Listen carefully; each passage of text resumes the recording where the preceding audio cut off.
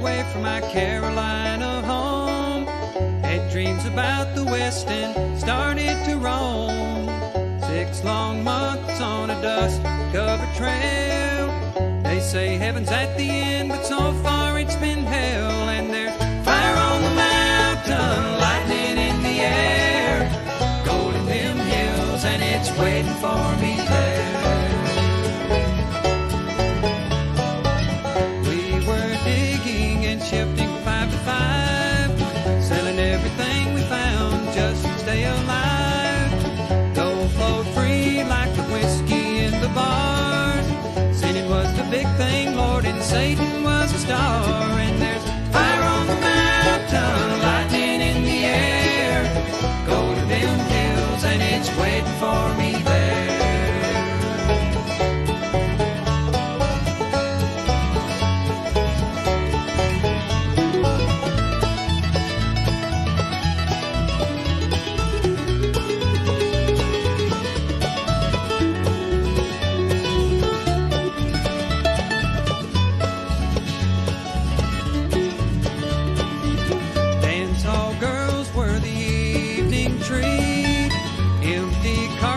And blood lined the streets.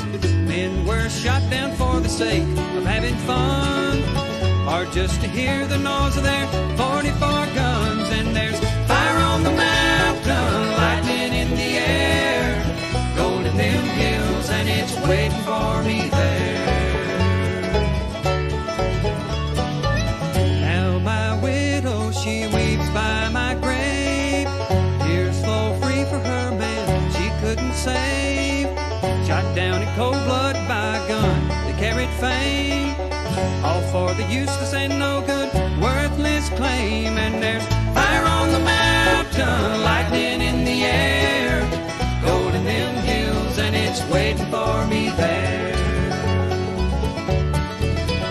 And there's fire on the mountain, lightning in the air, gold in them hills, and it's waiting for me there.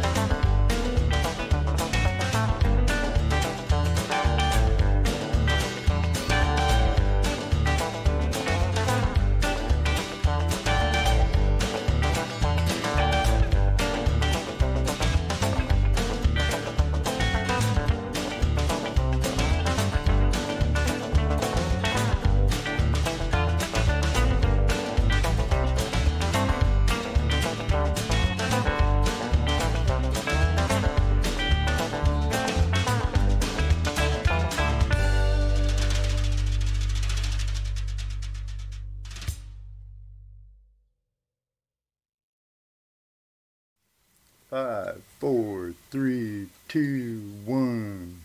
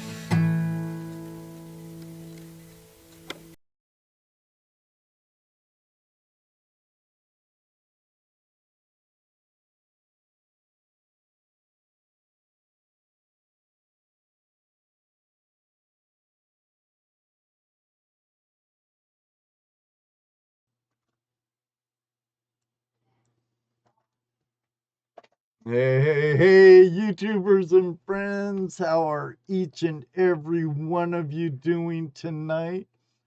Totally awesome, I hope. Um, Careless, thanks for hopping in. Mr. Lodak, great to see you. Liz, one of my favorite streamers in the house. AAP Homestead, like the name change, brother. Hope the family's well. Mr. Lodak, the world's greatest moderator. Ohio Relic Hunter, good to see you. And Gold Pro Unlimited. Also, Willie, if you're still in the house, great to see you as always, Tin Man. Susan Hamilton, it's always a pleasure seeing you. Well, it's a pleasure seeing all of you every Tuesday night. Q, good to see you too. Tonight, everybody, I have a gentleman that's probably been part of the FlashFam, for probably, shoot, at least a decade, if not, if not since shortly after I first got on here, but Yeti Mountain Trading has been a part of our community for a long time. I know he's a part of the Canuck Nation and a whole array of other communities throughout the YouTube sphere.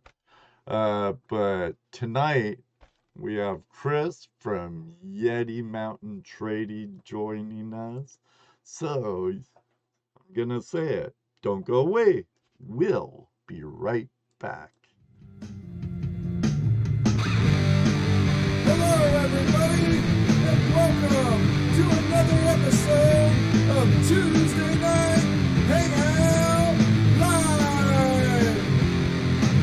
It's Tuesday night, Hangout Live. It's Tuesday night, Hangout Live. It's Tuesday night, Hangout Live.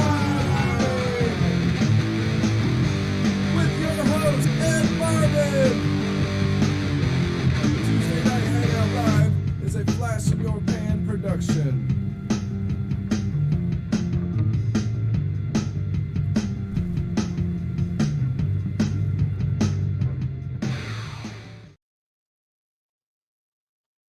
All right, everybody, and we're back. I can't forget to unmute my Zoom or my desktop, or you'll never hear Chris. How you doing tonight, Chris?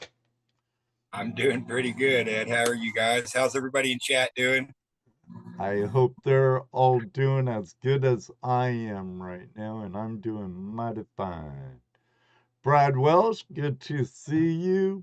You have stickers on the way, So if you're already stateside, Brad, they'll be there when you get back.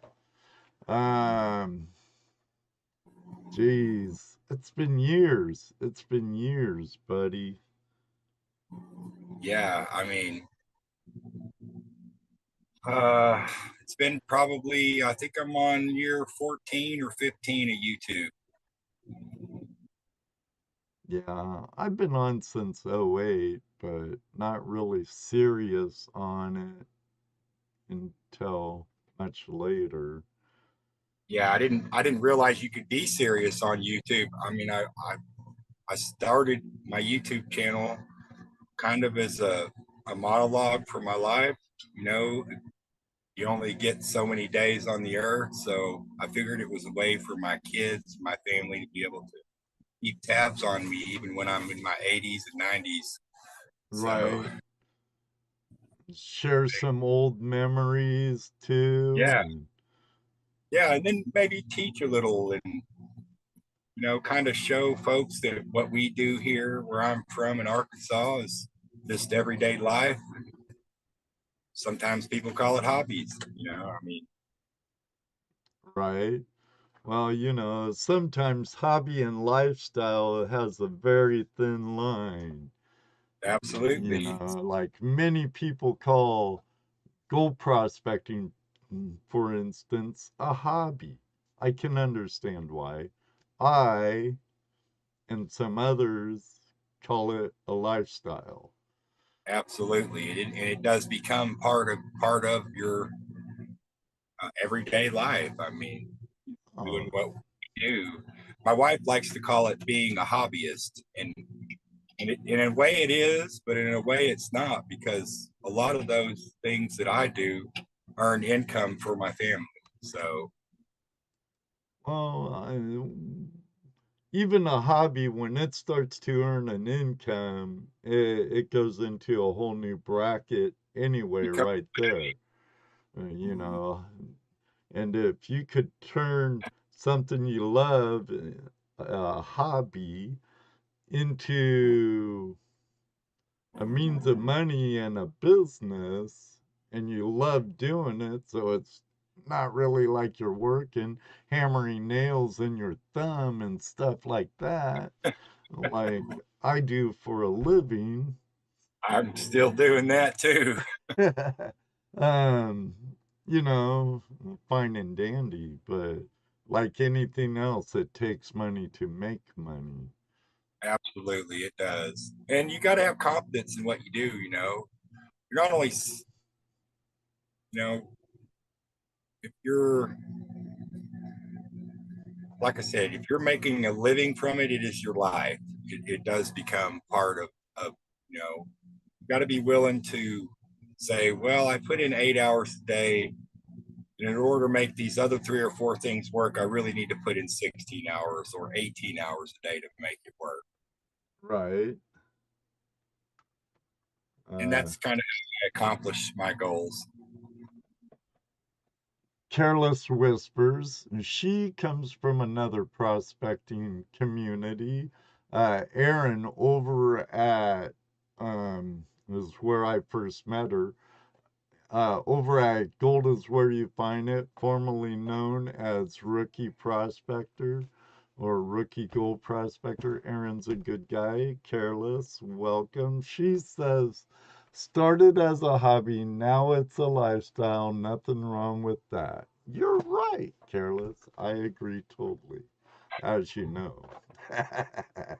Now, you can spread yourself out really thin, Well, that's in anything, Some trying people. to get everywhere you need to be. It can be a challenge, but the one thing that I've learned over the years of being a streamer and doing what it is that we do, that we love to do, is the community is so amazing. The support you get from people is just crazy, and the support you give is even better. So that's really where it comes from. I tell people all the time, I could leave right now and probably camp in somebody's yard in every state across America simply because of YouTube. It's pretty cool. It's a neat thing. Oh yeah, I hear that, and it's not even in just the continent of North America or anything like that. I Be bet you true. if I said, "Hey Brad, I'm gonna be in Australia here in such and such," he'd be like, mate, come on over. I got a place for you to lay your head. If Yep. not, in my shed on me couch. I'll Yep. throw a couple of, I can't say shrimps on the bar because that's improper. What do they call those big things? Oh well. But I hear you, and shoot, I would say easily the last decade of my life, my friends outside of work are all YouTube related. Yeah. Somehow or another, even my friends with the Buckeye chapter of the GPAA and Ohio State Prospectors, so are they. They're part of the Yep. family here, and they're part of the camaraderie of treasure hunting and prospecting. And Absolutely. It's a good thing. I think sometimes, every great once in a while there are some bad apples, but I mean, for the most part, if you're a community and your community is strong, those will slowly fade away. For any new upcoming YouTubers, that's the advice I give. You're gonna get, you you're gonna, better grow a thick skin. yeah, you're gonna get people that question what it is you're doing, even though you've been doing it for a lifetime, they're still gonna question what you're doing, and it's all good. Any feedback is good feedback, so that's kind of how I always look Right, at right. Thank you, All Things Country. Prawns. Yeah, put some prawns on the barbie for you, mate, and it. Yeah, there you we'll go. be eating good and finding more Aussie gold. I I love I I I know, and find Brad, my that. accent sucks, but I am a Yankee after all. Oh, Great finds, good to see you. And here, I'm going to mention a name, Chris. Our friendship comes from prospecting and YouTube. And I've known this gentleman. We talked about it the last time we were dredging together. It's been about 14 years. That's Robert Dupati, who's in the room right now. And he's a great guy. Love his wife, love his daughter, Erie Deary. Any guy ever messes with her, he's gonna have two grown men after his hide. Bradwell said, "Steak, mate, on the barbecue, never a shrimp on the barbie." I'm paraphrasing. Grapevines, good to see you. Thought I saw someone else come in, but I could be wrong. I don't have two other co-hosts now watching my back in the chat room, so it's a little easier to miss some things. Han Liz, uh, our friend, I know Liz is a dear friend to Chris as she is to me, and thank you, Liz.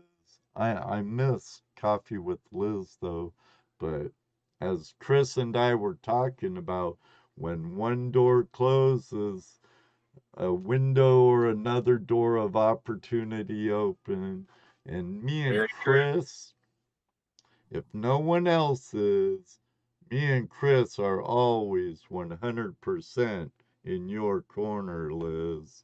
Love you, sister. And my brother, sister of another mother, Jersey Ray Diggs, is in the house from Jersey. Here's Good to see ya, Rach. Good to see ya, OnlyPants MJ. Great to see you also. Well, we got a little bit on some of the questions, but I think we might dive more into some of your stuff. But welcome, Chris, again to Tuesday Night Hangout Live. Now, such a diverse range of interests you have, um, including music, mushroom hunting, rock hounding, metal detecting, gold prospecting, or prospecting in general, hunting of many kinds. How do you balance and prioritize?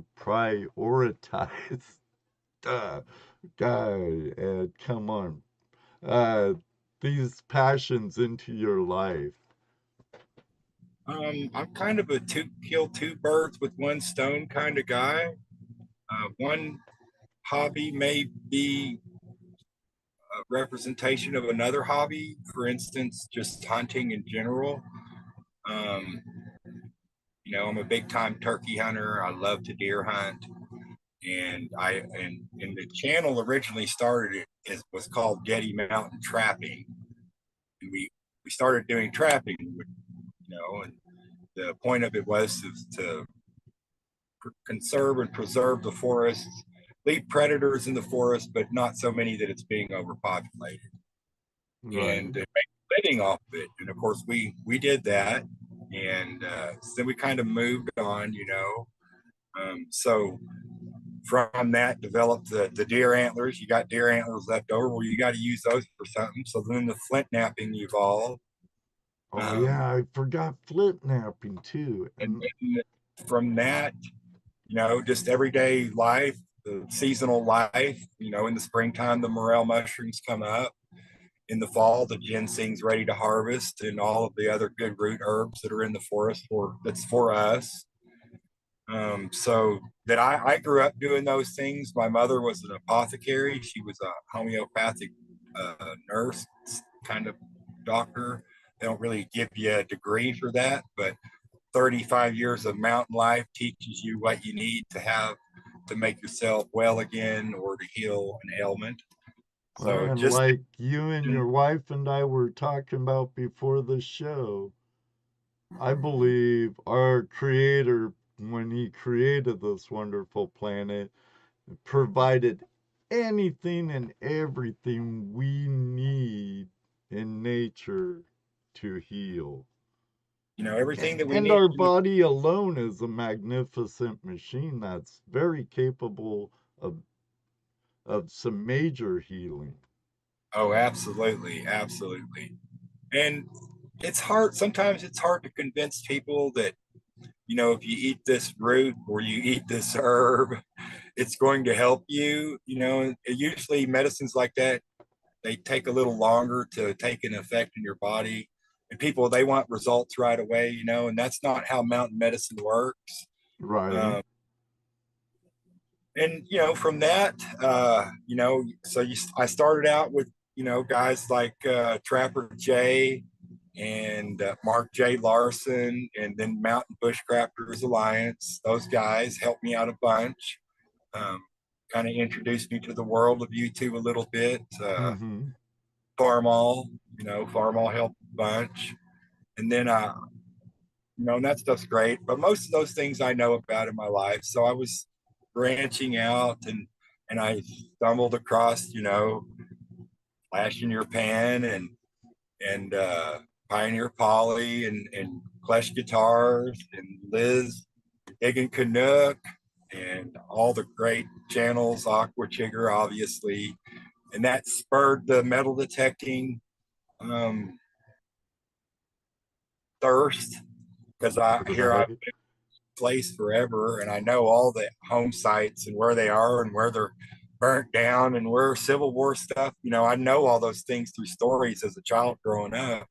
So it was an instant reaction for me to go get a Garrett and start that that side of my life and convince the wife that, you know, because those machines they can be pricey. Yeah, yeah. I could dig enough, you know, relics and silver and things like that to show the worth and the value of the detector that we would continue on with that. And we did, and we have. I'm still metal detecting probably once a month. I have a few locations that I'm continuously going back to and finding silver coins, copper coins, and older stuff. Brad Welsh has a question for you. He's wondering, do you utilize trail cams for deer and other game? I do. I do utilize trail cameras simply because, mainly because I want to get the travel times down. Um, Hunting in general, as we all know, is kind of by luck, whether it's hunting a deer or hunting a gold nugget. Right, And, right. well, I mean, you know your science behind it, you know your history behind it, you know, whether it's a creek or a mountain or a tree Right. stand, whatever it is, you learn everything you need to know about said thing. But at the same time, you know, it really is a game of luck. So the game camera is just another an extension of your arm to reach out so that you can make the one shot, one kill, and make it quick and clean. Or you can get into the creek the way you're supposed to and set up your sluice the way you're supposed to, so you're not damaging Watch anything. your claim. A lot of, Watch your blind. yeah, absolutely. It's a tool for to have a better gain from your means.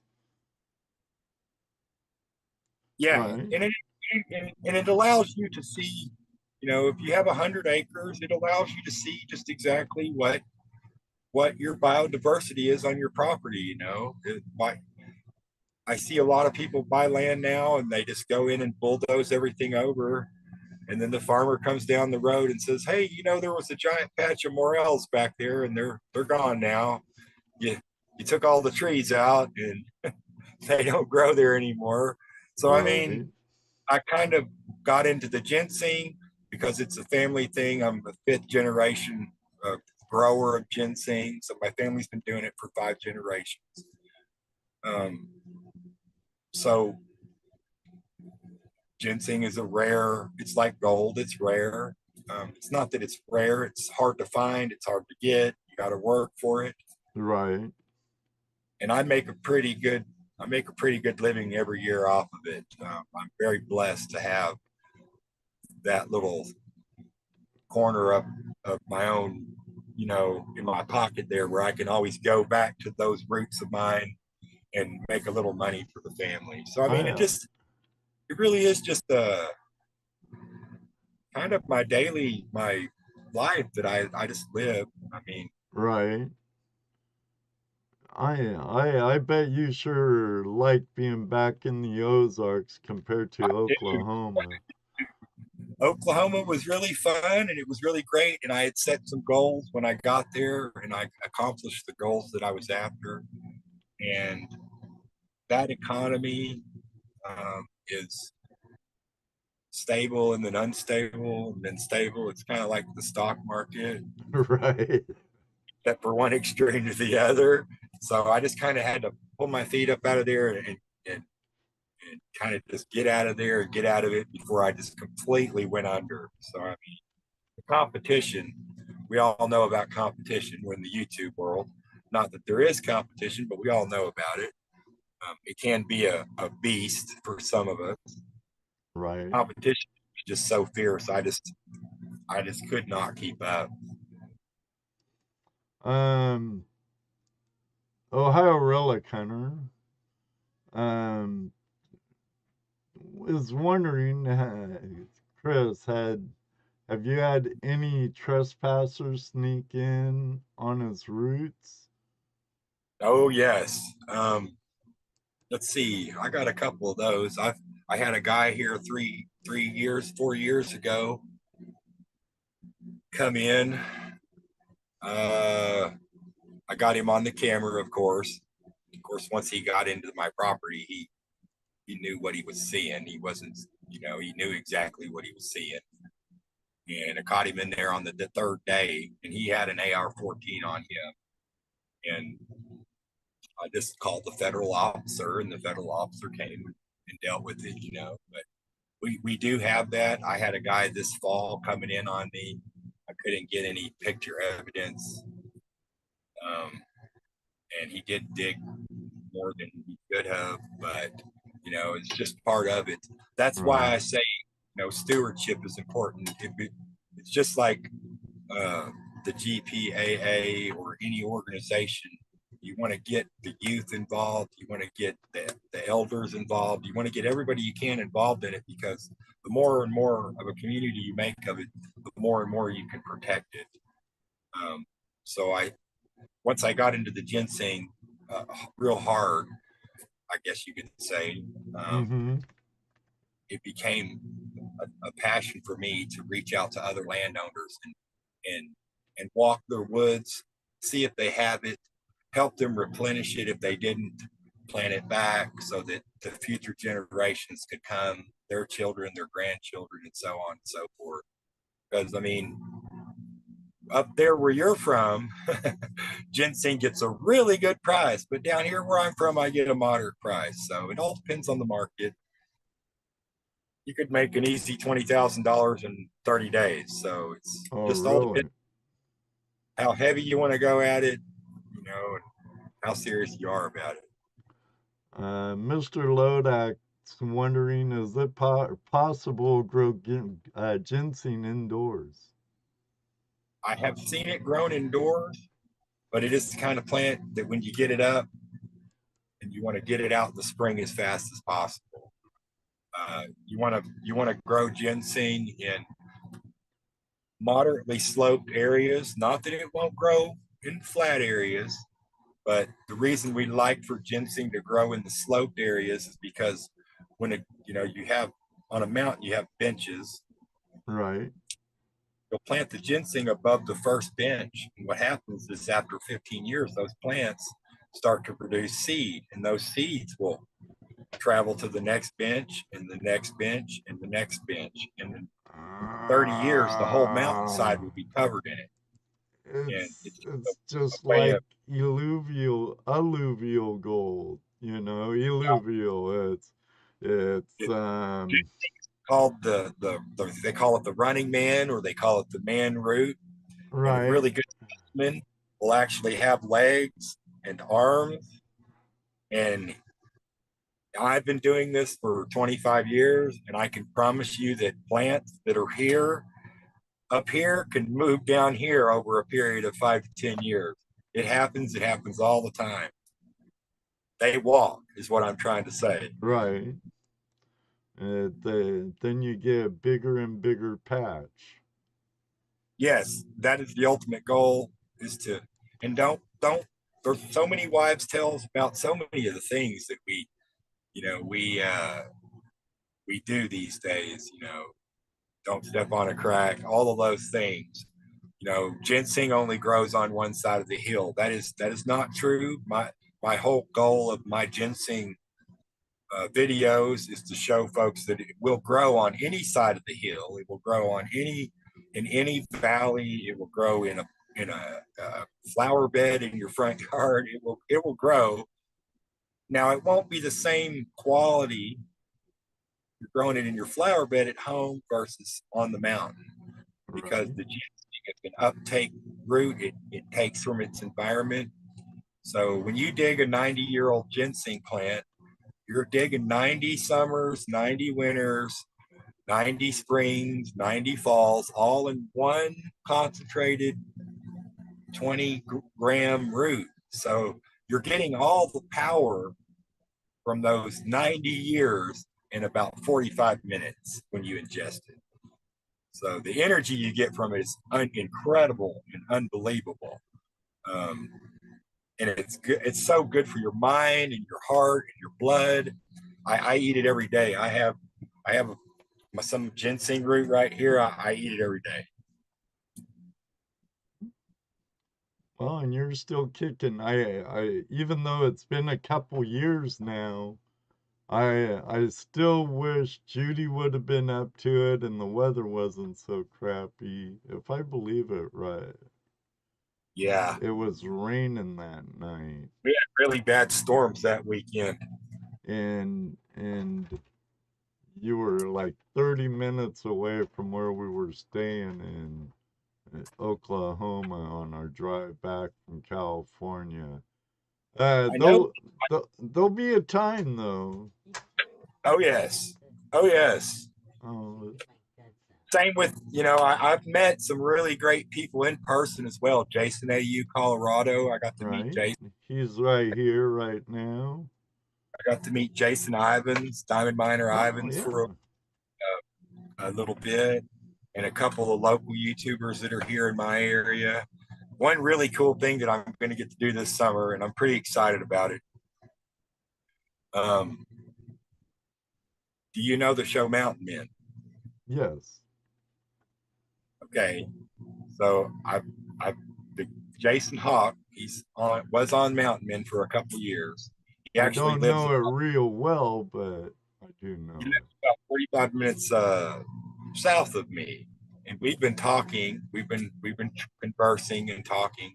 So we're going to get together and hopefully, get to hang out a little bit and talk knives and nature and all that good stuff as well. And super excited to meet him. He's a great bushcrafter, an awesome mountain man, and he's battling cancer right now. So I need to talk to him so we can get some healing going on. Okay, here's the question from the hip, out of the blue, not written down or nothing. But you brought up mountain men, and who is your favorite, like, early mountain man, trailblazer? Well,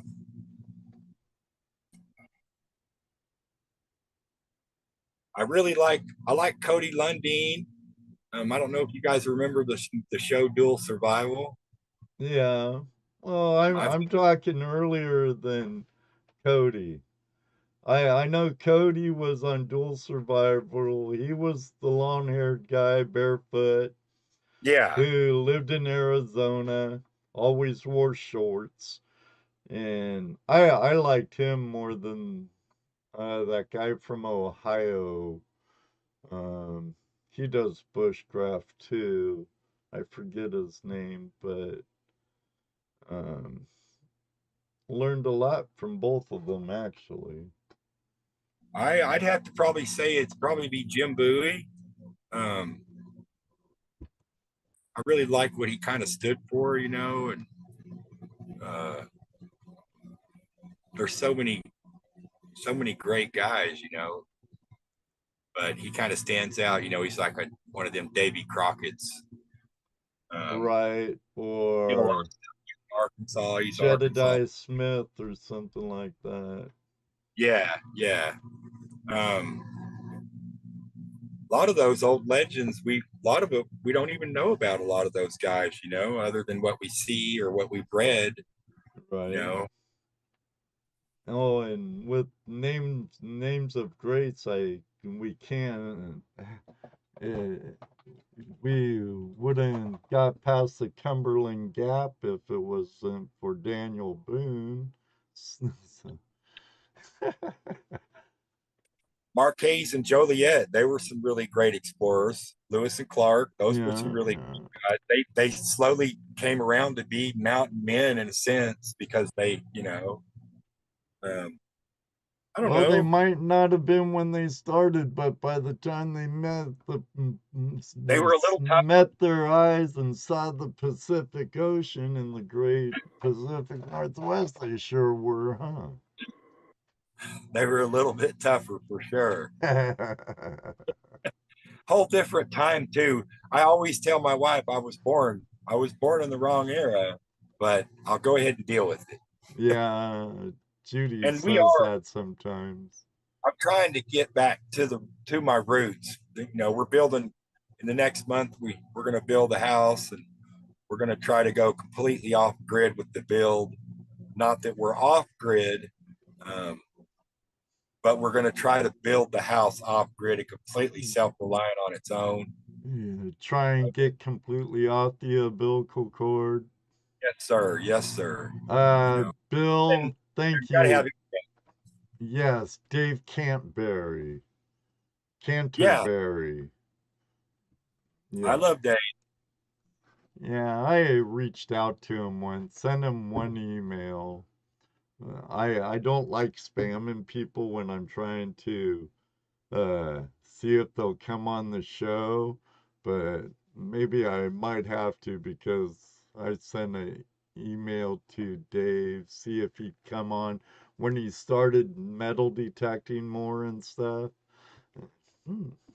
Yeah, Pathfinder Survival, I think is Yes, yes, the name of yes. his. Out of Ohio. Yeah. Now, me and my wife, we've discussed going on alone. We've discussed interviewing for Mountain Men and Discovery Channel and all those things, but life's just too crazy right now. Right. I've heard mixed stories about people Yeah, and their TV situations, you yeah. know.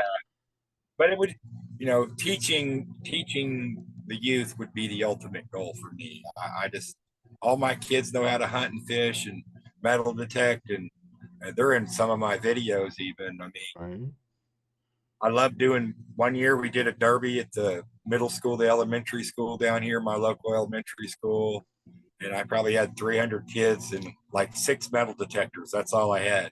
So I had to I had to volunteer parents and then, you know, take them out to the field and let them find their goodies, you know. And it was an all day event, but man, it was so worth it. Them kids had so much fun. Oh, I bet. I bet. Um,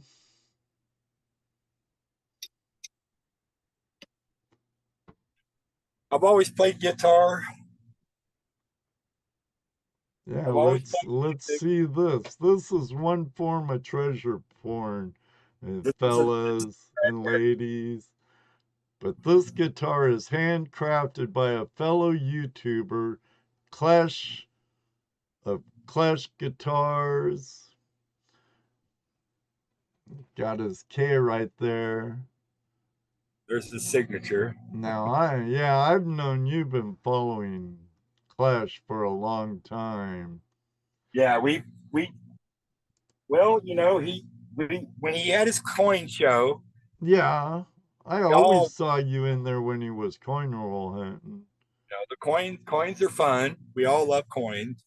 Um, he just mentioned that he wanted some deer meat one day, and so I froze pack it and put it in the freeze pack container cooler, and I shipped it overnight to him, and he had deer meat the next day, and slowly progressed into, man, I can't find any morel mushrooms, so I, you know, and then once I started getting into the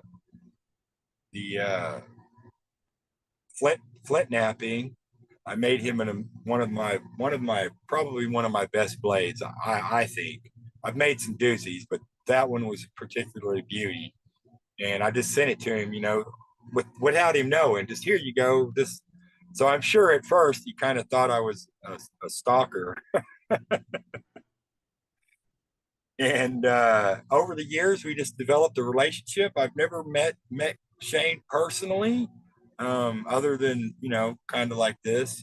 Right. Uh, and when I was over in Oklahoma, my daughter had ordered a headboard for her bed from Amazon. And, you know, 2 or 3 days later, this package showed up at the door, big old square package. And I didn't read the label or nothing. I just went on in and told my daughter, hey, your headboard's here. When you're ready, we'll put it together. Okay, Dad, you know, it sat there for 2 or 3 more days, you know, dang teenagers. So I went in her bedroom and said, hey, you know, we need to take care of this. It's going to rain. Don't want it to get wet. So I went out to the front door and grabbed the box and laid it in there on the couch and saw that it had come from Colorado and it had my name on it, not hers. course, I Hmm. kind of instantly knew who it came from and what it was to a degree. And of course, when I opened it up, it was a brand new custom made Clutch guitar. And the funny thing about that is I was not expecting it. It was completely unexpected because Clutch does send me pay dirt from time to time and stickers and things like that. We all do. We Right. all do each other. And no, I opened it up and it was a brand new Clutch guitar. And the funny thing is he had been showing on YouTube for about a month, weekly videos of this guitar being made, all the while me not knowing it was being built for me because it has custom, what I call custom Lord of the Rings parts in it. So I'm a huge Tolkien fan. I love Lord of the Rings and The Hobbit. And so he put Lord of the Rings themed, all the devices in it are all Lord of the Rings themed, and he went with the Lord of the Rings themed guitar. So it blew my mind. I'd never had anything like that ever happen to me in my life. I'm still kind of blown away by it. Um, we treat it like gold in this house. Right. I could imagine. That's a nice axe Shane made for you, man. Um, I I'm wouldn't mind running into Shane on the river someday. It'd be Yeah. pretty cool, and I'd actually reach out to him if I was ever gonna be in the Denver area. So Oh, I'm sure he'd be happy to, hang out. He's offered to let me come up and stay. I mean, he's just an amazing guy, a great personality, super friendly, hardworking, dedicated to what he does, dedicated to his country and his family. And I just have all the can't respect. blame a guy for that, A lot And of good, same with strong you, Ed. attributes. Same with you, Ed. I like you said, we've been chatting in chat for probably 10 years now. At Uh, least, at least. Videos.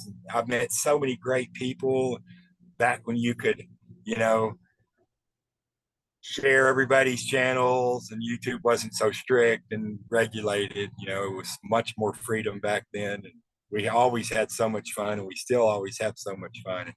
It's just I'm super humbled that you had me on. It's my pleasure having you join me, Chris. Um, Mr. Lodak was wondering, do you live on a long private driveway? I wouldn't let a package sit on my porch for even 2 hours if I could help it. So, so that was on the Grow Farm and it was super heavily security. I could see everything from 150 angles on video. Right. A gnat could land out there on one of my garden plants and it would, take a picture. So I was pretty secure as far as, and yes, it was the farm and the house both were at the end of a long, long road. Um, but you are correct. And like I said, I had no idea that's what it was. A super expensive guitar is sitting on my porch. Yeah, with his craftsmanship, I can't see his guitars being even on the medium shelf. It's definitely a high shelf guitar. So I own Fenders and Gibsons. I'm looking at a Dimebag Darrell flying Razorback right here in front of me. I mean, I have all kinds of guitars, and I would trade every one of them right now for another one of these. I mean, the only other guitar I ever played that was in comparison to one of these is a Martin, and you know what a Martin guitar is. I used They'll to take you have to a the bank. You want to Martin go? acoustic electric, but it wasn't an electric axe like that by Oh, no means. I wish I could play no, it Martins though. don't make electrics, so It was they're a electric special acoustic, guitar. They don't make electric hard body guitars. They only right? make acoustic guitars Okay. that are amp. Yeah, I'm not enough into guitars like my nephew who Probably makes retire on that guitar now, Ed. that. Yeah. Um, we got on the prize. Hey Cushy said full off-grid meaning wind power, windmill power, windmill water, pumping, outhouse toilet, outdoor shower, question mark, question mark, question mark. I think you could be a little less primitive nowadays and still be fully off-grid. Absolutely. You know, with the way things are solar, you know, a few neodymium magnets and some epoxy and some old burn up alternators, you can definitely uh, power up a couple battery bays with wind and water. But the new property has a pond on it, so we're going to utilize that. Solar do make some pretty elaborate composting systems now, so we're going to try that. You know, I'm still going to be tied into the grid, but only as a secondary backup. Does that make sense? Yeah, because don't they I mean, end up you if you have excess power and it goes back into the grid, don't they end up paying you instead of you paying them? you know, and nowadays you got to have, you know, you got to have your permits. You got to have your perk test. You can't get electricity without a perk test. You can't get tied into the grid without a perk test. You can't get water without a perk test. I mean, my property's in the county, so I kind of have to abide by what they want me to do, but yet at the same time, kind of mold this thing along as it goes. I am getting older, and you know, I want to make it where when I am an elder all the way, I have pretty easy access to everything I need to do. You know, Okay.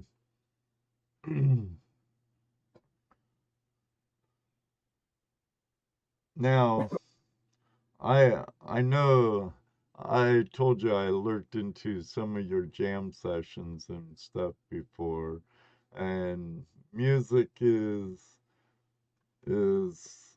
a central theme in your life. How does your musical background influence your other hobbies and parts of your lifestyle and vice versa? And do you find any common threads or connections between music and your outdoor life, your absolutely, outdoor pursuits? absolutely. So most of the music on any of my videos, that's me playing in the background. Um,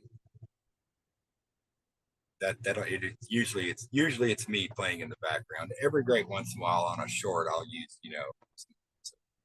some rock and roll or something. But for the most part, any of the videos and even the hunting videos that I have, there's music in the background. That'll be me playing. The guitar I've always had since I was 7, 8 years old. Um, the DJing, I've invested into the DJing equipment, spinning vinyl for the my kids were all going into high school, so I was doing all the proms and all of those types of things, weddings, et cetera, et cetera. So again, it goes back to starting a hobby and it becoming a profession and it becoming an income earner at the same time because it's something that I enjoy doing. Right. Um, I'm sure Ohio Relic Hunter's just being humorous like always, but he wants to know, do you sing in the rain? Do I sing in the rain? Yeah. Absolutely. There you go. There you go. Not a very good singer, which is why I don't sing in any of my live streams because I don't have a singing voice. I sing with my fingers when I play the guitar. I kind of feel like. So. There you go. And all of those live streams, all of the music is improv. It's not something I just practice at, and I'm just it's playing. just a jam session. Yeah, just play what you feel, and I think that's kind of what makes And an artist. You know. nothing wrong with that either. Nothing wrong with that.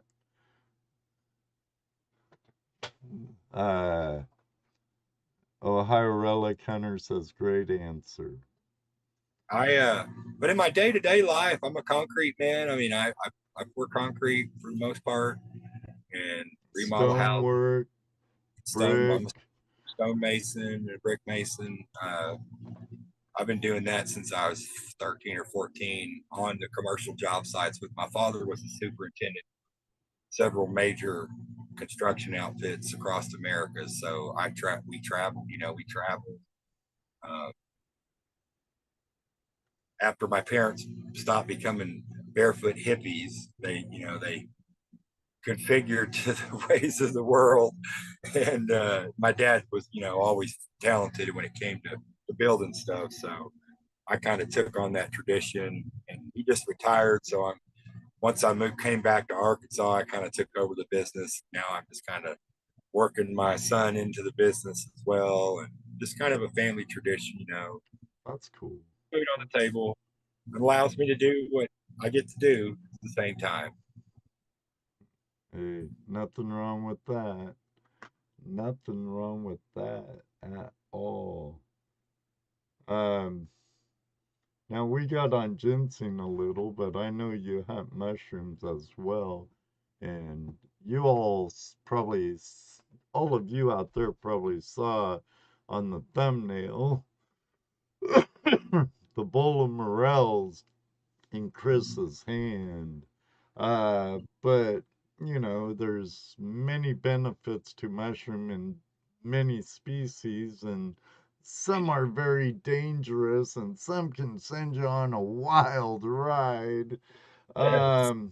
Now, mushroom hunting is a fascinating hobby that requires a keen eye and knowledge of local flora. What sparked your interest in mushroom hunting? Or does that root back to your family? And what advice would you give to beginners who are interested in exploring that aspect of outdoors, foraging, foraging mushrooms? Okay. Let's see. You'll never know everything. Study, study, That's the study, truth. study, study. Research, research, research. That goes for everything, though. Yeah, mushrooms can be, like you said, they can send you off planet for a little while, but they can also make you very, very sick. Oh, Uh, yeah. it's always a good idea to take 2 or 3 field guides with you while you're out foraging, whether you're foraging for herbs or roots or mushrooms. Um, no, I grew up eating morels and chanterelles and truffles and puffballs. All Um, kinds of the stuff, chicken of the woods, and in the woods, of course, and owl's mane and lion's mane. There's so many different varieties. It's so many different times of the year. Um, Not that you could solely live on foraging for mushrooms in the forest all year, but at certain times of the year there are bounties to be had. And mushrooms is one of those things that you can forage for and dry out and can and store and have for years to come. Even if you have a year where maybe the mushrooms don't come up so well. Um, I first got into it probably as a kid, um, hunting morels with my dad and all the other mushrooms that we named. And as I got older in high school, I really studied. I studied any book I could get my hands on, simply because I did not want to get sick or poisoned or influenced in a bad way by mushrooms. Um, and then when I got a little older, I got into the cultivating them a little bit. Um, and I have several videos on my channel that show how to cultivate the morels naturally in their own environment in the forest, um, along with the shiitakes, growing the gourmet mushrooms, several videos of those. And again, that started out as a hobby that I realized I kind of had I don't know, I guess a brown thumb for. right? And I just started mass producing it. And got to the point to where I had so many pounds of mushrooms that I needed to start selling them. And it actually became a business for a couple of years here in my local area. So again, made income for the family off something that started out as a hobby.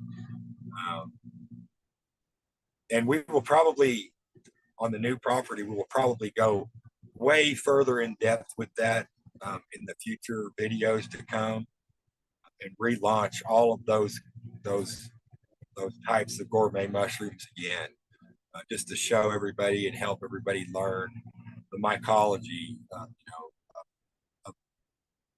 Shiitakes are superfood for your brain, and you can Right. prepare so many different ways. Citrals are good for your bloodstream and your heart. There's just, along with them being delicious, they have medical qualities as well. So, I mean, it's like I said, two birds with one stone kind of thing. You can't beat that, can you? Yeah, and bring y'all along. So it's really three birds. I get to bring y'all along and show you what kind of antics I'm up to for the week or whatever. And it's always fun, and I really enjoy doing it. You know, Well, if you're not gonna enjoy doing what we do here on YouTube, why do it? You know, I'm on Rumble, I'm on Twitch, I'm on Instagram, I'm on Facebook, I'm you on all of know, it. I was trying to find your other links and stuff, TikTok or Instagram and all that stuff. But for some reason, I thought I had some, but for some reason, in the description, all I have is YouTube. Um, Yeah, I'm not really a big, so this is all, computers. Even though I grew up in the age when the internet was launched, and I grew up, playing on a big blocky green screen computer as a kid in school. Computers are a new thing for this guy, so I've kind of had to, through help with the YouTube community, we kind of guide each other on how to this monster works. oh I'm yeah. not real savvy when it comes to links and all that crazy stuff, so that's Okay, probably well, why. I'm gonna have to search for you more and um, get those links down in the description, though. So, um, Hopefully this week I get a good turkey video out for everybody to see. It's turkey hunting here in the Ozarks. Um, I just purchased a whole bunch of more flint so that we could do some more napping this summer. We'll go back to some flint napping live streams, as well as live music and DJing. well, Um, I have a new follower for you on Twitch. Also, Careless, you could always follow Flash in Your Pan on Twitch too, even okay, though I've sweet. been absent from there for a while. I used to multi-stream, but I found it unfair to my base community on YouTube to multi-stream because you're trying to pay attention to three different chats, Facebook, Twitch, YouTube, and I'd rather concentrate on one community, and that's my home community. I agree. Well, Twitch is a more freeing platform. Um, I can kind of post some of my my antics there. I can post more about the genetics, the genetic.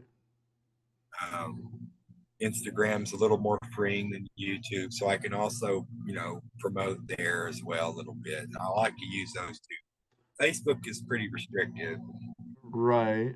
and so Um, so are is you YouTube. on Rumble at all? Yeah, I'm on Rumble as well. Okay. Rumble, it'll be DJ Yeti Jams. DJ Yeti Jams. Yeah. And what's Twitch again?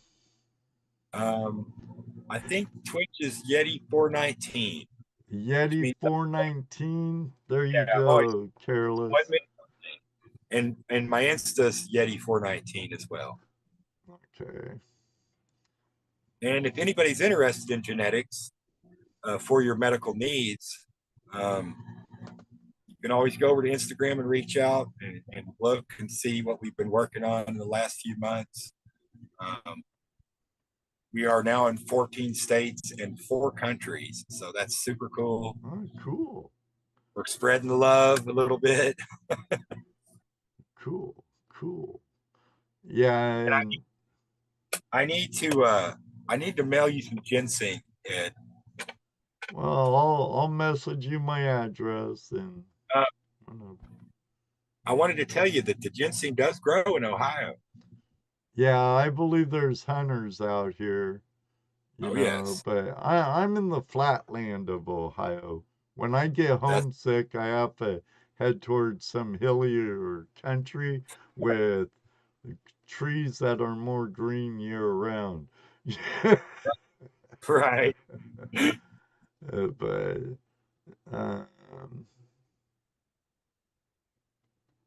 Careless lives over by the lake on the eastern part of Ohio. She says, yes, we have ginseng up here. Oh yeah. And Ohio Relic Hunter, he lives down by Athens area, I believe. That area, Logan County, I think it is. Lots of saying in my neck of the woods, he says. Oh yeah. That's the thing, That's hill people country, though. I, they always I, I'm the almost Iowa flat here. it grows in the flat, Ed. It grows where you're at, I promise. I know morels do.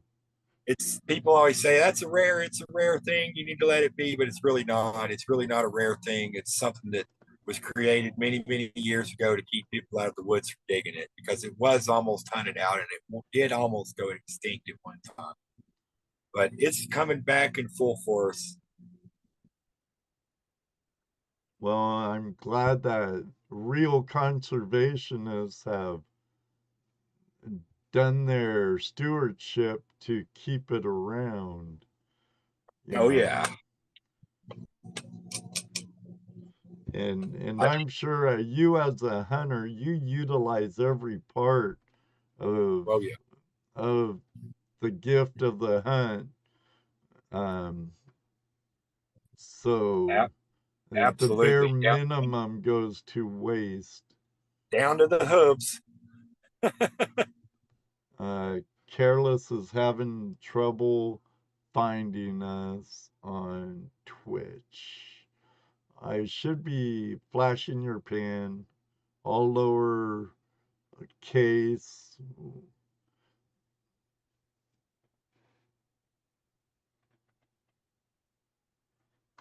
4 syllables, 1 word.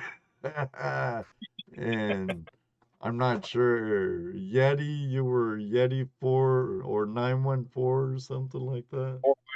Yeti 419. That's I believe. 419. Yeti 419. I better take a note. I Because I am partially blonde and I'll forget. I'm blind and almost deaf in my right ear, so we'll be 2 peas in a pod. We'll be one person, Ed. Right on, brother. Right on. I appreciate that.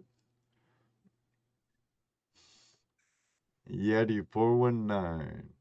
Is it all together or do you have an underscore between Yeti and 419? All together, I believe. Yeti 419. Okay, well, Mr. Lodak said it's not Yeti 4119 altogether. Yeah, I see a bunch of folks, but not them. Like I said, I'll look more later, and I'm sure you'll And succeed. look, it's either Yeti 419 or Yeti Mount Trading or DJ Yeti Gems, JAMMZ. I'm not sure. Yeah, all I know that things I'm on country all. just said 2 M's in jams and too careless. Yeah, 2 M's and I don't think I have seen it here in upstate New York. He must be talking about ginseng. Uh, my friend Heath Doty. Ginseng in New York. Let me see. Let me think. It probably is there, say up in the White Mountains somewhere, maybe. White I know Mountains, ain't that New Mud Hampshire? Spot's there, and Uh, I believe, I believe it grows there. check down in the Catskills or something, or what's the other mountain range in New York? Yeah, when you're looking for that ginseng, you want to look for sugar maple groves. Any Andrax? Sugar groves? Sugar Yeah, maple? sugar groves. You want to look for sugar maple tree groves. You want to look for pawpaw trees. And if you don't know what a pawpaw is, you can go on over to my channel and look and watch a ginseng video. You'll see what a pawpaw is. I usually show what a pawpaw tree is at least once a year. The spice bush is a real popular one. The ginseng likes to grow around. Lots of ferns, Christmas ferns, fiddlehead ferns. Um, Anywhere you got ginger root growing or bloodroot or any other type of golden seal or anything like that, you probably have a pretty good chance to find some ginseng around that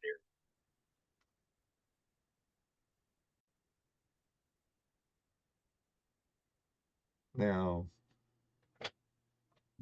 get that, guys? I hope so, area. because I think I'm going to move on to another passion you have. And you're in a real good state for crystal hunting and rock counting. Yeah. And I think it was Robert, my brother of another mother, Robert Dupati. Uh, he's from the Ozarks. He's in Arkansas. Um, and I think he might like Pantera. Um, I like quite a bit of Pantera. There you go. But because I believe if I remember right, Pantera was in that same question. But um, I'm 2 hours north of the Catskills, Heath says. Yeah, I know you're a bit up north, upstate, but if you live in NYC, they call, shoot, you could be in Bronxville and you're upstate.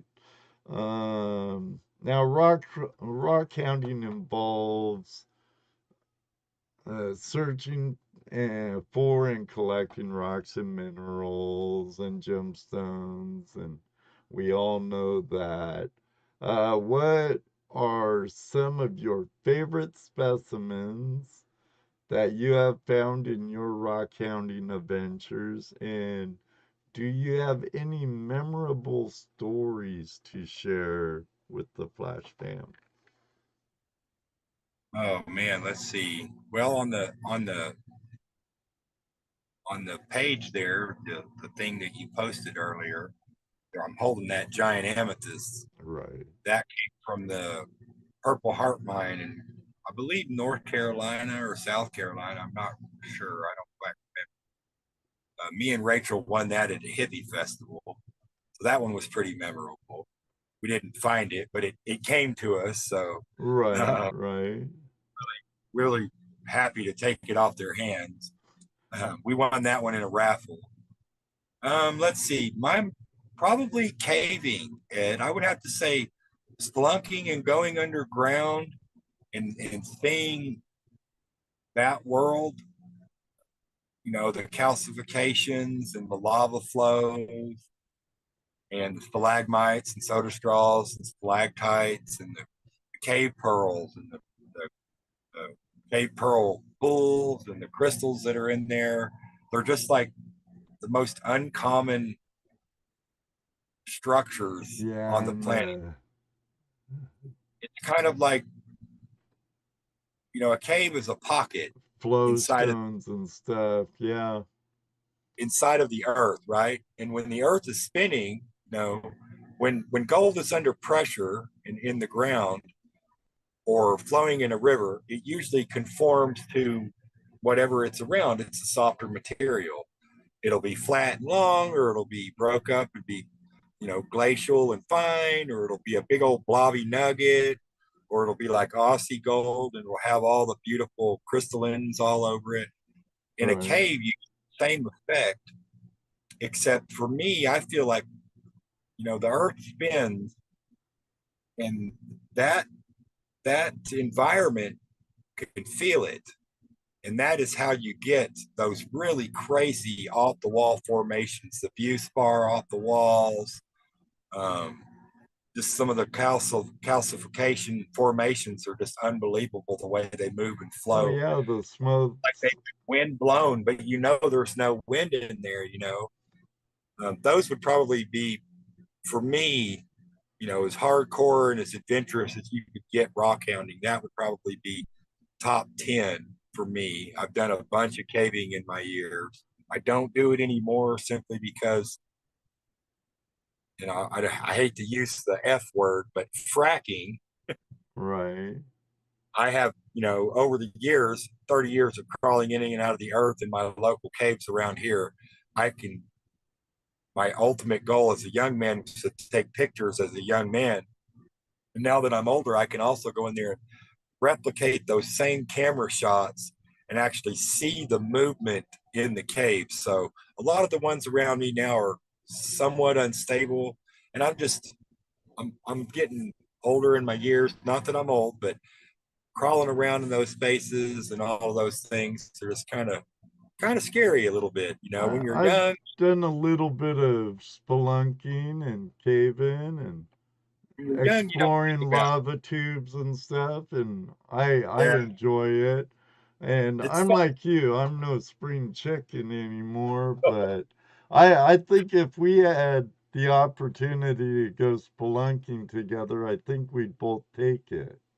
Oh yes, And know oh yes. what's funny? I think I've told Mike this before. Grapevines, he does a lot of hunting with bow, aqua jigger. Yeah, And I watch, if I see a spelunking video of bows come up, I watch it. yeah, Not always his river hunts, not always his yeah. detecting, but I Because always watch his spelunking videos. Bo Chig, he pushes it to the limit. He crawls through some stuff that you know. Yeah, Uh, and he ain't no spring chicken either. I think no, that man's and older than he's got me. no fear How about it. old is you, Mike? Are you still here? Bo, get mad now. Be careful. And Ohio Relic Hunter says, and don't forget the cave bacon. Yeah, the flowstones, the curtains that look like bacon, They look like they're stalagmites, waving in the wind. stalactites. Like, how does it grow like that?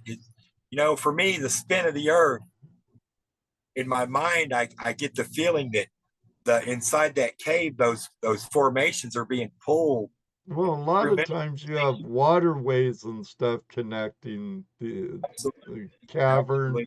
to cavern, and you could get some wind movement. Um, A little bit. even though Just there is a big difference between a cavern and a cave, yes, you know. yes. I When believe a I cave has a surface opening and a cavern doesn't. yeah, absolutely. Um, Robert Dupati, um, he's a big arrowhead hunter. He likes kicking clods and arrowhead hunting. But his question is, do you do any arrowhead hunting or just napping? I have a I've been picking up arrowheads since I could pick up rocks. Um, if I had a hobby, if I was to call myself a rock hounder, that would be my go-to, my number one. I probably have 50,000 pieces in storage from collecting over the years, just Oh, every kind of nice. find, from grinding stones to mortise and pedals to spear points this long. I got all kinds of stuff. in some of the live streams in the earlier years, I show a lot of the collection. Well, And and I give away, you know, in the beginning when I was doing live streams, I would do a gaw every stream, you know, and I would give away, I would do 6 or 7 draws a stream. And I had so many arrowheads, I was just like, you know, let's just go through these and get out some pretty nice but rough ones and start spreading the knowledge and the information about these arrowheads and where they come from and who made them and how old they are. And so yes, I'm a massive arrowhead collector. I do not dig. I only surface hunt. So right, David Villa, this is probably the second time he's brought up the question of like show and tell. He brought it up during our crystal talk and rock hounding talk. By any chance, do you have anything handy like gems, rocks, crystals, or artifacts handy that you could share with this motley crew? okay, so you know, I've kind of touched base on the metal detecting spot that I've been. What it is I found an old map, and it always starts that way. Right. It wasn't an old map; it was an old municipal map of my town, and on the map it showed another city that was there prior to the town that I live in. The town that I live in is probably maybe 2,300 people. That I grew up in. The town I live in now is about 500 people. So this was before you could go online and overlay maps and do all the cool things that you can do now. So I just kind of paper traced the map out onto a new map, and I found the location of that old town. And I actually got Google Earth to recognize its location and pin it for me. And now every time it shows up on the weather or the local news or the map shows up on the weather, it'll show that location. The town was called Pitkin Corner, and it was a part of the Butterfield Stagecoach Trail as well as the Trail of Tears. And what it was a river crossing. And so where I live, everybody knows everybody should know the old town of Fort Smith. If you're into westerns or western movies, Fort Smith, the Hanging Judge, and all of that good stuff is about 45 minutes from me south. And the town that I live in, Winslow, was the last stop before you went to Fort Smith. So from here over the Ozarks through the Ouachitas, you would end up in Fort Smith. I didn't know there was a Winslow, and Winslow was Arkansas. The last town. I know there's a Winslow, Arizona. I live in Winslow, Arkansas. And what I found was a spot kind of, and it was really Aquachigger was the one who kind of tickled my brain a little bit about this river crossing. If y'all remember his super famous video where he found the river crossing and found all the Morgan silver dollars, where the wagon or so be it, whatever it was, fell over in the creek and not all the coins were recovered, and he recovered most of the coins. And so I found this wagon crossing on a map, and lo and behold, I started metal detecting that area, and I found probably overall maybe 30 coins so far. Nice. Everything from horseshoes to mule shoes to the blacksmith shop to the cannery to the horse stables. All the relics that were found in those areas were viable relics to pinpoint those locations. The other thing that was really cool about that actual area that I'm still working to this day is that, you know, Google Earth is a really great tool. And if you know elevations, I grew up learning elevations and knowing elevations all my life. Well, When so you still have your orientation skills. Oh yes.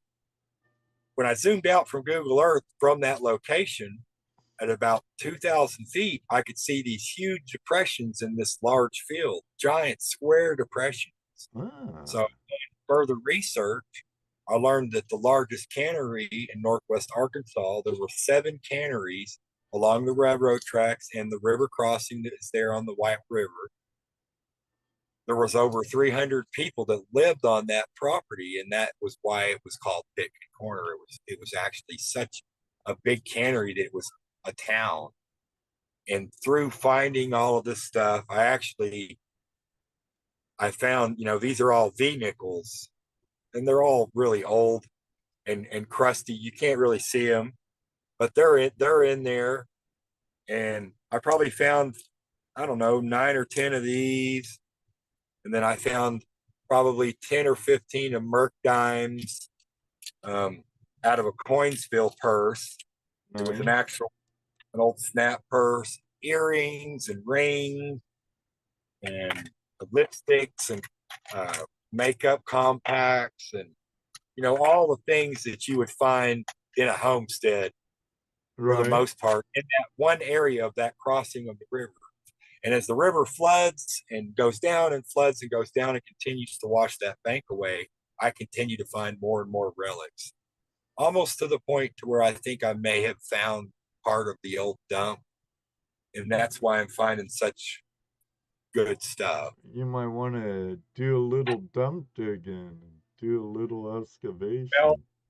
the problem with that is, Ed, is it's right on the creek and it's already eroding away really badly. So I just kind of have to let nature do its Let thing. nature do your work for you.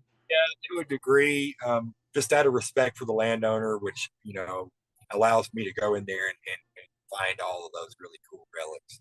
We also stumbled across a few CCA camps.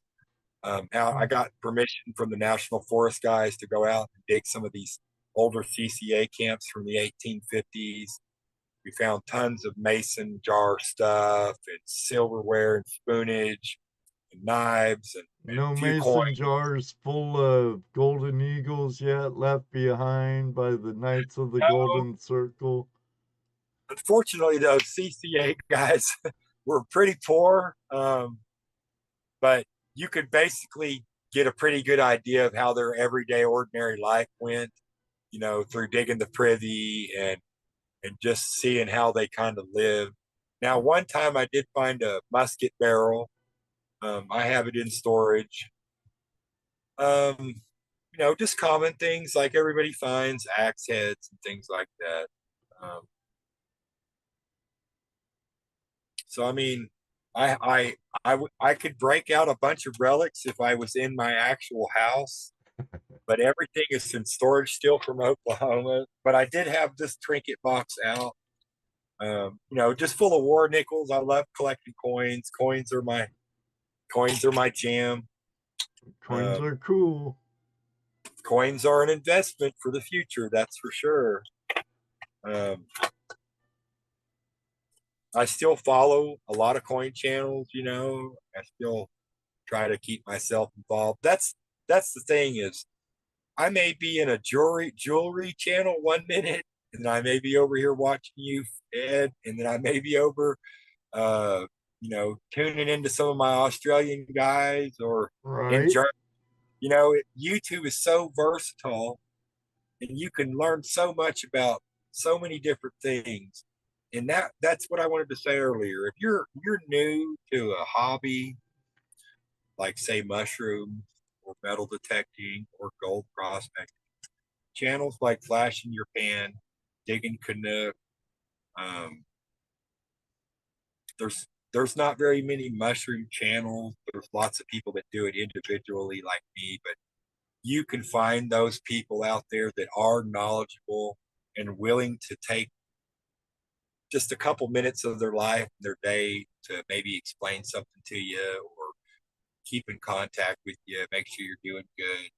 I mean, that's kind of how I learned how to do some of the things I do. Um, YouTube is a vast knowledge of information, a melting pot of heart and soul. Um, if you were new to any of those types of things that we love to do, I would suggest going on to YouTube. you can always read books and you can always go to the library and do those things, but something about learning in person in the environment that the person's in is more personable than say in a book. A picture can only give you so much information versus a video, on a one-on-one video with somebody. Right. I think to me that's the coolest part of it. Yeah, like you, I don't just watch gold prospecting videos. Oh yeah, Like 1 minute I could be watching Lapidary Dave. I've seen you all over. I could be over Yeah, at Silver Seeker or Rob Knows Treasure or um, others. Like one of my favorites is uh, Raven Hot Coins, for the coin community. Um, Shoot, oh all yeah. kinds of stuff. And Arrowhead over the hunters. years we've lost some great. You know, some of us have been on YouTube long enough that we've actually lost some really good friends. Yes. Um, and keeping their information and their knowledge alive is part of them becoming legends. And that's you can as long as you're passing on your knowledge and your information and someone is absorbing it and using it and utilizing it, that is how you become legendary right there. That's how you become immortal. Well, there's one guy, I miss his content terribly. He's a prospector. I found him in '08, I believe. And I'm sure you remember my jingle from In the Shed with Ed and my old Flash in Your Pan jingle. Well, actually, you'll might hear some of it in my shorts. Um, the guy who made those made the same ones for the legend in my book from British Columbia, Darcy Cooper. And speaking of Darcy, he's having a terrible bout with the evil cancer. So, people, there's power in positive thoughts and prayer. Please pray for Darcy Cooper and his family. He was one of my inspirations when I was back in Washington to actually grab my camera and share what I like to do. I just wish I could edit like him and Paulie and some others. So. Yeah, those guys are on point with it. I mean, they really have a passion for what they do. Yes, yes, and it shows, Thank you, David. Thank you, Careless. A Roman with Ringo's in the house. Ringo. It's always good to see you. I believe Ringo is a crossover from my friends in Search and Recovery. And yeah, I think YouTube's about the best thing in the world since sliced bread almost. It's my television. Yeah, I mean, I probably spend more time on here than I should, but you Oh, know what I mean. I hear you. I I'd get probably be with my 3 hours other a day. half more if she wasn't watching Korean and Asian movies all the time.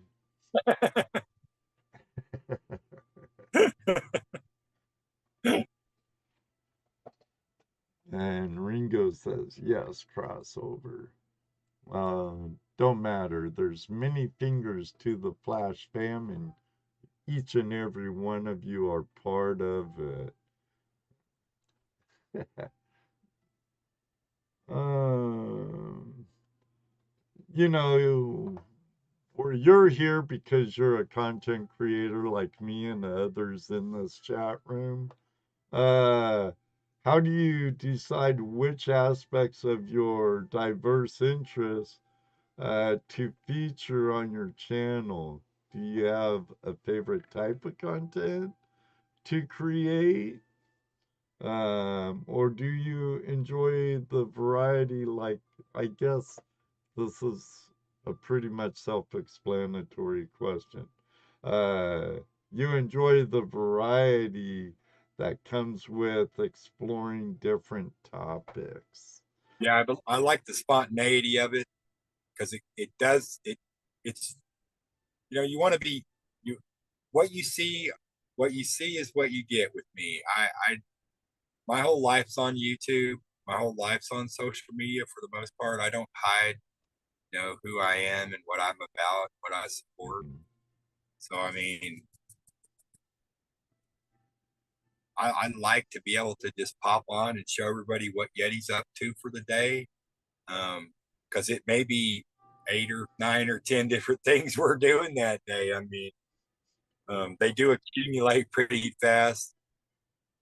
Sometimes I'll shoot a video and be like, no, I don't think that's going to work, and completely do away with it. And then it'll pop up a couple months later and I'll go ahead and post it, because. Um, but no, for the most part, I'll be honest, I wing it. I get on and just kind of wing it. And when I have my computer lab set up, and like right now, I'm in my RV. I've been living in the RV for the last 6 months, so I can't Well, really. since you moved back to Arkansas, right? Yeah, I can't really just set up my YouTubing station in here. Well, I know Um, when you were in Oklahoma, you had your room, and when you did your music, you had it all prepped out and your lights and light show for that yeah, and everything else. You had a place and to do it. I could understand living in your RV. That's like if I was living in my travel trailer. Oh my God. when Pioneer Polly says he to spend 18 hours editing a video, he really spent 18 hours editing the video. Uh, yeah, I think the longest time editing a video I did was 32 hours of actual edit time. Golly, And after I posted it in the what I was disappointed, period. Disappointed in my work because I wish I did better, right. and we're all our own worst critics. Of Um, but then I wasn't happy with the views. But really, YouTube don't owe me jack. The Right. people don't owe me jack if I'm not putting up something that isn't either informative, entertaining, or educational, you know, in an entertaining way. I can't blame them. If That your thumbnail and title looks like crap, who's gonna click on it? Then if you right. can't keep them past the first 30 seconds, you know, but I kind of said, never again will I put 32 hours into editing. Just editing when if you add it all together, okay, there's camera angles, there's taken away from prospecting or detecting or whatever to get this angle. What do I want to do? And I'm like you, I shoot from the hip. I've Yeah. tried storyboards, I've tried bullet points, I've tried scripts. It is not for me. Um, I've almost been monetized 3 times. YouTube. I'll get my watch hours up to where I'm about 500 away from having my watch hours, and then of course you run out of your 365 days, and YouTube takes it from you, and you have to start all over again. Now this process has been going on for 14 years. So the 2K subscribers that I do have, they are all dedicated, you know, YouTubers, and they are all um, like-minded like me, and I can Right. pretty much reach out to every one of them. I pretty much know every one of them to a degree. And that's the difference between a major channel that has 100,000, subscribers versus my little channel that only has 2,000. I would rather, everybody wants their channel to grow, but again, keeping it personable is probably the most important thing. I totally have to agree with you on that, Chris. I would rather have 1 million views and 1,000 even. Shoot, even 500 core Yeah, that build a rapport with and that are genuine than having 1 million subscribers and no real rapport. yeah, Yes, it's and work, and the bigger you get, the more work it is. there are those guys out there and gals out there that just have that natural flow, and they have a really big channel, and they have the ability to be able to be personable with every person that comes through their stream. Um, I don't know how they do it. It's hard, but they do. And kind of watching those monumental streamers, it's kind of showed me that, be genuine, be yourself, be unique. Um, don't be afraid to be yourself. If you're a goofball, then you're a goofball. Well, YouTube could be vicious like that too. Because if you're fake, Oh yeah, if you're not genuine, they're gonna know. oh yeah, Or oh yeah. or it will come out sooner or later. I've watched it happen. I've watched new channels come and go simply because the streamer was trying to be someone they weren't. Um, and it doesn't usually work that way.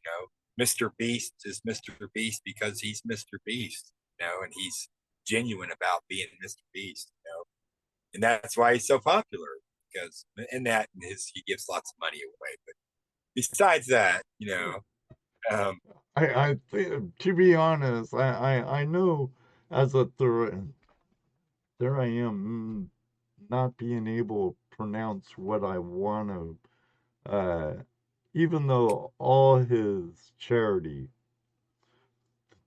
the Rampapus, no, I'm saying that way wrong. Uh, but philanthropy. yes, he does a lot with his money he has made. I don't But follow him, but I know of his rapport. I know. I know every video it has, it's a big prize, cash prize almost, for, if you're the last person to have your hand on this boat or stack or house, or Right. if you can stay 30 days in the single white room, or something crazy like that, Oh, it's all about challenges and stuff. But I mean, not all of us have that No, ability. no. Let me say hi to a few people. Chris Bacchus, good day, or good night. I know it's late over in the UK. Brad, good to see you, Rocky Mountain Prospector. And Ben C, welcome. Most people have a character on YouTube. Yeti is the real deal. Proud to know the man. Um, I believe the better ones are the ones who don't put on a character. But from what I understand, some who we might be putting on a character, like let's say Jeff Williams, he's very outgoing, he's very animated, you know. Yeah, But from what I understand in here, he's like that in real life, regardless if there's a camera on him or not. yeah, yeah. I have a lot of respect for Jeff, and if you want to know about geology and hard rock mining, Jeff's a good channel to check out. Then Sweet. Dan Hurd is himself, and from guys like Reg and One More Pan and Canadian Gold Mining, A um, Sebastian and several other guys. lot of good, a lot They're of good. they're they're really that way, and with Dan, you get a good taste of education. I've been watching Dan Hurd since he was a teacher in a shop up in Canada, making cool stuff in his shop. You Yeah, know, um, and he's and, super nice. I mean, I Dan's answered me. I've asked him questions. He's answered me before. I mean, yeah. that's what makes this community so great. Is that I know Dan takes that's the why I time know to so read. He might not answer all comments, but he no, reads all comments. And absolutely. same way with Jeff Williams, and they read all comments. Don't Absolutely. answer all of them, of course. It can be very hard, even with a small channel like ours. Yeah, he's got a big space to work with. Yeah. Dan's over 1 million now, and He's got a Paulie's lot. doing really good, but Loves what he does, and that's what makes it so great. Is he loves what he does. It's what he loves to do, and he brings us along. We're lucky to get to go along. yeah. Those three guys, I can't forget like Andy Thrax or Chris Forget it. Bogas, because Bogas prospecting's great, you And know. Bubba loves to teach. I watch a lot of his videos because he's teaching things that an old school gold miner might not show you. You know, Right. Heavy Meadow Detective Colin, how you doing, brother?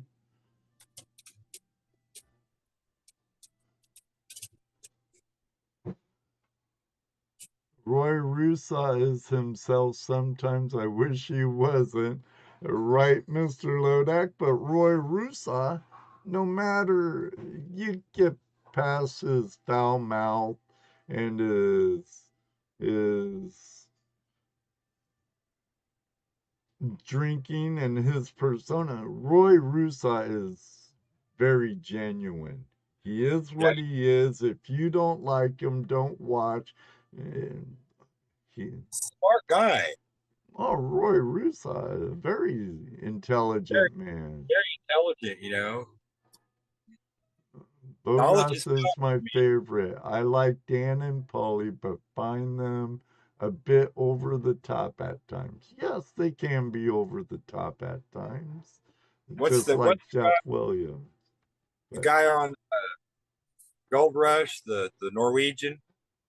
oh yeah, Tony Beats. I love Tony Beats. Yeah, Ray's kind of like the Tony Beats of YouTube, Yes, you there you know. go. Not But everybody likes Tony, but I dig Tony's vibe. I mean, he's a hardworking go getter. he is the man he is, and he's gonna be himself, That's right. regardless. Yep. And that's our friend Ray, and I'm proud to call Ray a friend. Just like I think, even though I haven't met them personally yet, I know I can contact Chris Bogus Prospecting. I could contact Shane Clash. I could Oh yeah. contact Paulie, and it isn't from their YouTube pages. It's like message them or email them, and Yep. some of them even call, and they'll answer. They'll return my messages, and they've never been anything different than what they portray. And Well, yes, they're over you know, the top sometimes, they're genuine.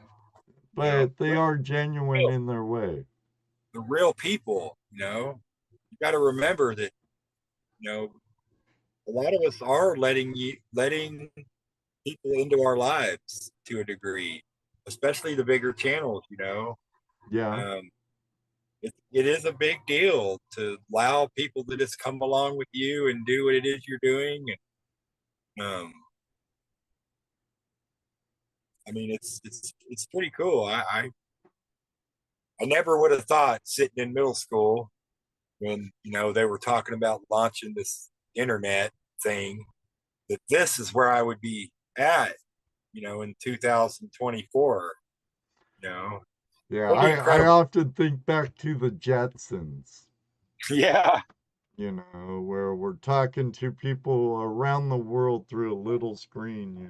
Boop. I'm just waiting for my flaming young and stuff to be able to come out of the dehydrator or what it is. I still want my flying car though, doggone it. The interweb yeah, is the wild, wild west. Yeah, unfortunately, there's a lot of catfish out there, Mr. Lodak, and keyboard warriors, keyboard tough guys. But, what makes it great are the genuine people that we meet, like some I haven't met yet, like David Villa, but one day I'm in California, you never know, I might meet him. But I've met Heavy Metal Detective several times. Mr. Lodak, I have a feeling him and GoPro Unlimited, one day I will meet them. I've known them for years. Uh, right. uh, shoot, uh, like we've said before, like literally all my friends now outside of work are directly related to YouTube. Yep. I was so close to meeting you. That's true, Jason, and we just might still someday. Like I've told you before, brother, if I'm going to Colorado, I'm gonna get a hold of you. Yeah. Like if I go down to Crater of Diamonds or whatever, you'd be on my list because you live in Arkansas. Oh, Diamond Mining Ivan would be on my list. you And need to I'd have be, a rendezvous. We don't really have those anymore, but we could try to formulate some kind of a rendezvous. yeah, yeah. You know, If Judy didn't get sick on her birthday when we were, uh, shoot, where was that? Somewhere in Oklahoma. was what's the one town that we didn't go to after dark? Shawnee, Huh? Shawnee. Shawnee. Yeah, Shawnee, Oklahoma. We caught out dark in Shawnee. Shawnee. Yeah, and Judy got sick that night too. Yeah. We were talking about it earlier, and she was behind my green screen. I don't know if any of you heard her. I didn't see her moving on my mic though, which is a good thing. But she's saying, I was sick. If I wasn't sick, I probably would have said, yeah, let's go up and meet them. They're only a half hour away. Right. I tried, Chris. I tried. Well, I bet you'll be going through this summer. Oh, I wish I was traveling more this summer because I'd love to be heading to the North Yuba in July because Brad from Australia's gonna be there. But Dang. Brad. First weekend in June, usually Flash Bash weekend, I'll be at the Swank West property in Butler, Ohio, well, Belleville, Ohio, for the GPAA FOSIC. If you're in my area there, man, stop by my camp. Uh, I'll even give you my bedroom. You and the missus, my bedroom in the travel trailer. Judy won't be there, but I will. I'll sleep in the dinette. And you'd be comfortable if you're here. If you're here in June too, but so many, because yeah. Now, I do say that some of the homesteading community does have rendezvous. Well, so do some of the van life and RVers, boondockers and stuff. And I watch quite a bit of that because since I was in my 20s, I wanted to get to a point, well, maybe not 20s. When I was in my 20s, I was still a Southern California beach bum surfer, and all I thought my life and religion was surfing in the magical green room. But um, I would say late 30s to even this day, I want to be nomadic in my retirement. So I could follow the seasons and find golden treasures here and there and visit people and make a bigger network of friends. Well, me and my wife, we have the same plan, Ed. Oh, wow. In I want to Texas. travel. I want to travel and hit every state that's got gold in it, find a little gold and move to the next state, travel, till I hit every state. Right.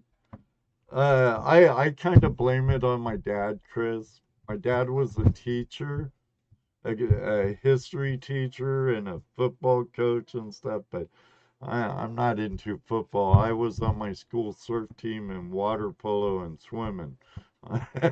But um, my dad, since he was a teacher back in the day, he had all summer off. And my mom would bank outrageous hours, and we'd travel 4 to 6 weeks out of the summer, hop in their van, and they were far from hippies. They're they were young in the 40s and stuff. They're far from hippies. Is that what that was? But they'd take us around and we'd camp all over the country, going to historical monuments and different stuff all over. And I blame my dad for the gift of my wanderlust and wanderlust. Yeah. And Yeah. I did that to my kids too. I dragged them all over where I could. Hey, let's go here. I didn't leave Arkansas till I was about 18, 19. I ain't traveled very much. I've been on the East Coast a little bit, Georgia. Ben, I believe he's from your direct community, but Ben, welcome to the FlashFam. Ben C. Lots. Yeah, Mr. Ben C. in lots, everyone. Got work early, so do I, brother, but they know at work I stay up late on Tuesday nights because after this I have post-production and blah, blah, blah, boring stuff. But thank you, bless you. Got work early, stay high, happy, and blessed all. You too, and hope you become a crossover to my finger of the family also, Ben. Thanks for joining us. Ben, I've met Ben. Well, I met Ben in person. He drove down from Michigan and come down to the farm and saw me and hung out for a couple weeks. And he's right above me, huh? Well, he lives in Oklahoma now. He moved up where he could have access a little better. Some warmer weather. And warmer weather. Warmer weather. Yeah. The older I get, the harder winters are on me. Moon's over my Yeah. Moon's over Miami. Hello. Thanks for joining us. He's a really good friend and a really good guy and comes from a really good community. And yeah, I love Ben a lot. He's a good man. Backus says, Ed, check out the Jetson vehicle for your flying car. Already in production. There you go. That's Yeah, they're working about on it.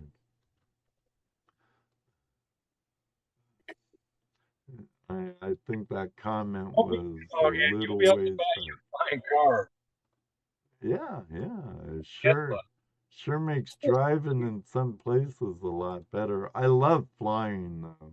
I love It'll probably be flying. like Ford or I Chevy that does it, but I love flying. I It can be small planes, big planes. I don't care. During one of my flash bashes, actually, it was the first one. It wasn't actually flash bash. It was the Gathering of Golden Friends, we called it, because I collaborated with another channel with it. And the prospecting geologist, Matt, came from PA, and his dad flew in because where I held it, there was a small airport, the Swank Airport's right next to it. He flew in and took me up in his plane, and I'm like, Bob, if I die right now, I'm dying with a smile on my face. I'm loving this. Yeah, he took me up for a good 45 minutes to an hour. It was great. I first thing I met him, he got introduced to me, Chris, and I was like, Bob, just flown in. Mind taking me up sometime this weekend? Like first things out of my mouth. Then one time he walks by me and said, "Ready for your plane ride, Ed?" And I'm like, "Yep, see ya, bye everybody." yeah, left your own event. Don't even need a pilot license. Is it like those big drone things I've seen that are like $1 million or something like that, Bacchus? I always figured they try to incorporate some kind of a hovercraft type. Yeah, but with Not the hovercraft, you're floating on a cushion of air. You're well, I not. just mean like not a craft, but like the car itself would only hover so far, off Yeah, the it's ground. sort of like the one on Star Wars. Uh, It wasn't that like a little hovering car on yeah, Star yeah, Wars? exactly like that. They'll have it soon enough. Oh yeah, I'm sure they will. I'm sure they I'm will. sure they already do. They just ain't telling us about it yet. Probably right. It's probably in Hangar 18 or at Kind of that Wright Air Force Base or over at Area 51 or something. let you have 5G this year, but we're already wired for 8G, but you can only have 5. Right. Well, next year they'll break it more. Try to fry our brains some other way. Boy, time flies, Chris. It's almost 10 o'clock. Oh my gosh, really? Yeah, Wow. 9:57. Well, it'd be almost 9 o'clock your time. I didn't even know. Time flies when you're enjoying your conversation and having a good time with great people. Absolutely.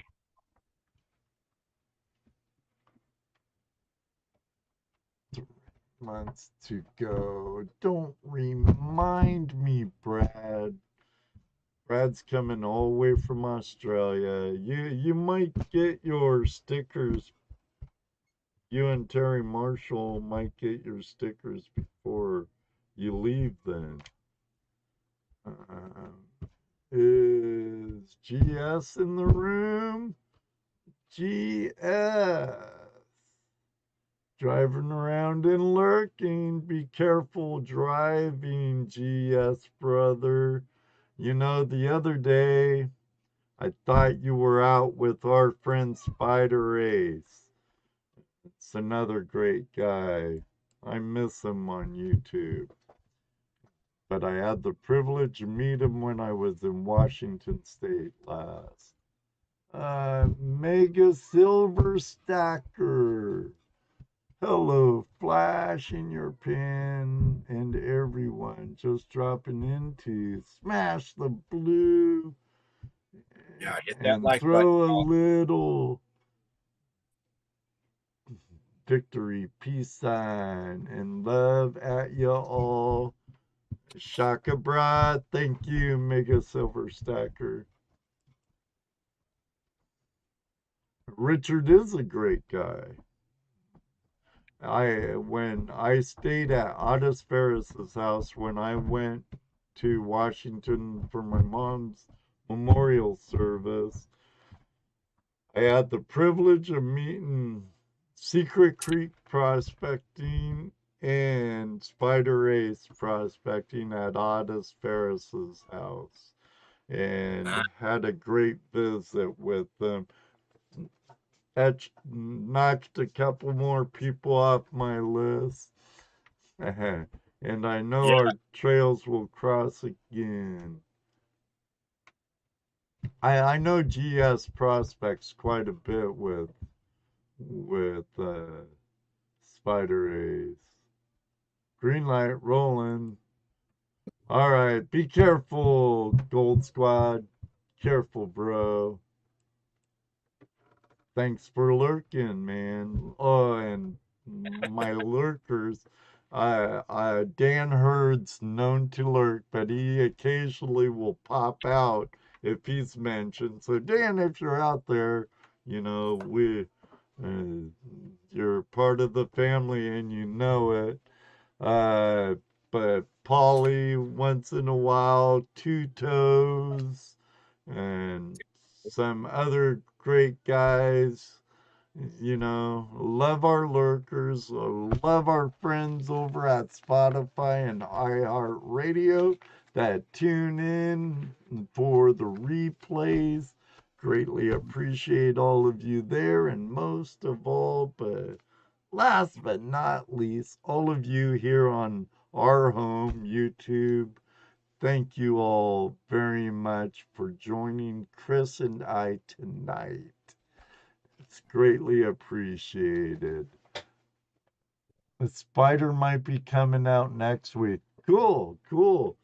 Find some shiny, and hey, if you ever want to send a little bit of home back to me here, I won't return it, Gold Squad. I won't return it, brother.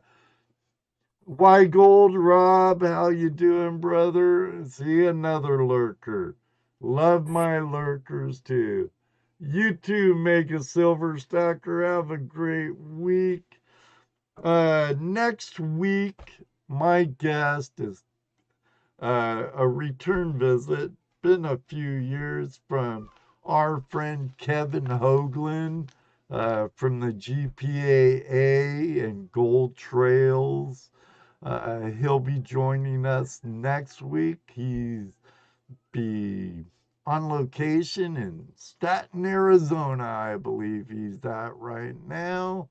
And he'll be joining us here next Tuesday night. I got the confirmation tonight for sure when I sent him a reminder. Chris, thank you again, my friend. Thank you for blessing me with your presence tonight. It's greatly appreciated, my friend. thank you so much, Ed. And all of you, thank you all so very much out there. Until next time, may you always have a flash in your pan. And you know what I like to say, right? Maybe one day too, I'll meet you, will meet you on the river. It does happen, and I look forward to it. But for right now, this very second, as soon as I find my right thing to key up, where'd my credits go? There it is. But right now, this very second. I hate to say it, y'all, but we're out of here. Have a good week, everybody. Thank you, everybody. Hope you all have a most excellent week. Robert Buddy, you need to get in the water soon, bro. 5, 4, 3, 2, 1.